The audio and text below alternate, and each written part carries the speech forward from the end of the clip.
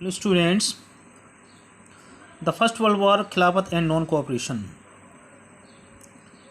In the year after 1919, students जब 1919 के last में हमने देखा कि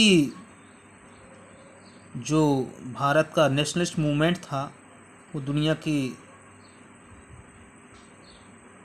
दूसरे आंदोलनों से उसने भारत के लोगों ने इंस्पायर होकर के नए नए एरियाज़ में आंदोलन फैला, नए नए सामाजिक ग्रुप इसमें शामिल हुए and developing new model of struggle, और उन्होंने मिलकर के संघर्ष के नए नए माध्यम को विकसित किया। और इन डेवलपमेंट को हम कैसे समझेंगे और व्हाट इम्प्लीकेशंस दे हैव, उनकी अच्छाइयाँ और बुराइयाँ क्या हैं। First of all, the war created a new economic political situation. First world war की वजह से एक नई आर्थिक और राजनीतिक कंडीशन बनी हुई थी, और जिसकी वजह से रक्षा खर्च में एक बहुत बड़ी बढ़ोतरी हुई थी,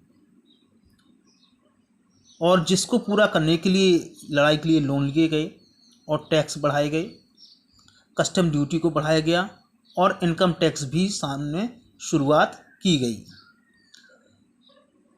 जब युद्ध के समय चीज़ों की कीमतों में बढ़ोतरी हुई, वो 1913 से 18 इन सालों में लगभग दुगनी हो गई चीज़ों की कीमतें, और बहुत ज़्यादा मुश्किलों का सामना कर रहे थे कॉमन पीपल। और जो गांवों की सप्लाई हुआ करती थी वो सैनिकों के लिए भेज दी जाती थी, और गांवों से लोगों को ज़बरदस्ती सेनाओं में भर्ती किया जा रहा था, जिस वजह से लोगों में गुस्सा फैला हुआ था। 1819-19-20 में फसलें खराब हो गई भारत के कई हिस्सों में, जिस वजह से खाने की बहुत कमी हो गई थी, और उस पर एक और फ्लू जैसी महामारी फैल गई तो और ही बुरे हालात हो गए।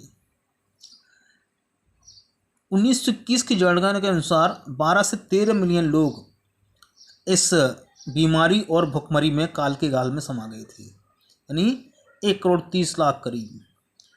People hoped that their hardships would be end after the war. लोगों को लगता था कि शायद ये हमारी कठिनाइयाँ लड़ाई के बाद खत्म हो जाएंगी, लेकिन ऐसा हो नहीं सका। और इस समय पर एक नए तरीके का संघर्ष सामने आया, द आइडिया ऑफ सत्याग्रह।